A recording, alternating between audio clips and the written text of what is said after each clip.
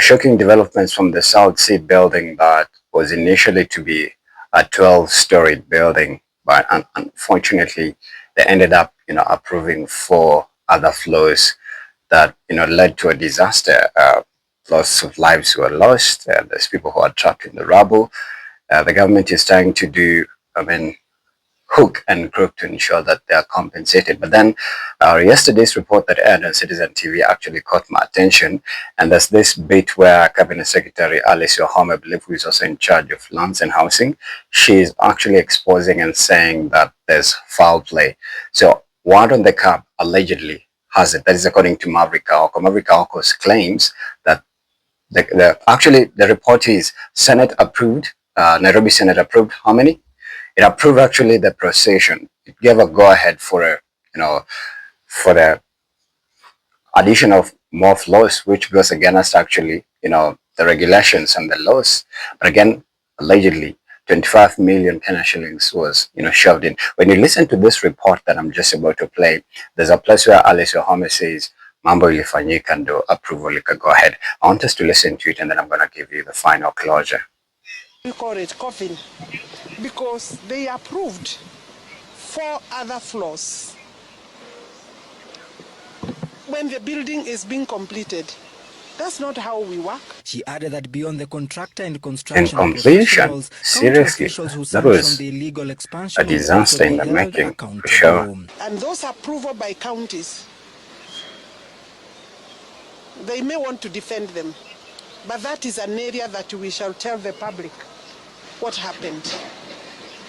Exactly, for sure. We want to know what happened. Ndio approval ipeanwe. Leaders who visited the scene to mourn the 2 guards, one of whom has already been laid to rest, called for strict regulation of high-rise buildings in Nairobi, a comprehensive audit of all tall structures in the city, and action against officials found culpable of approving unsafe developments. We've been seeing a lot of mushrooming, high-rises coming up in this country, but if they are not checked, we are going to have, and see very serious disasters in this country.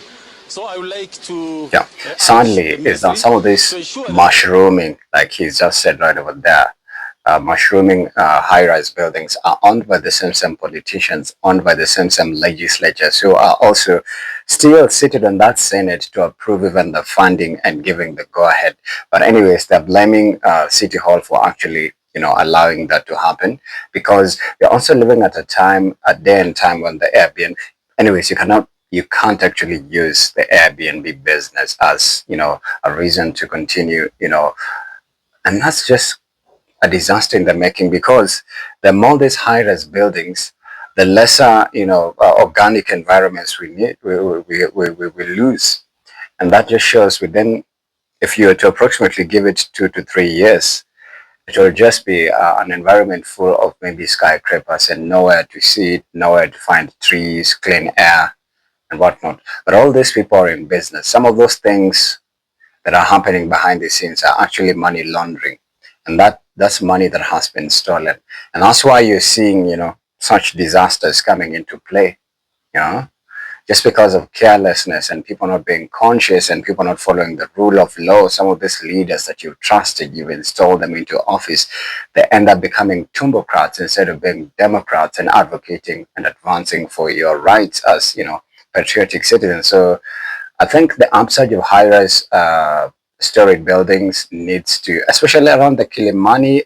I was in Kilelesha. There's a time I went there for a radio interview, and trust me, it was terrifying. I wanted Kilelesha to be like, the Karen Runda type, but nah, it looks something else. It looks like something else. So if this is what we are anticipating, then you guys are in trouble for sure.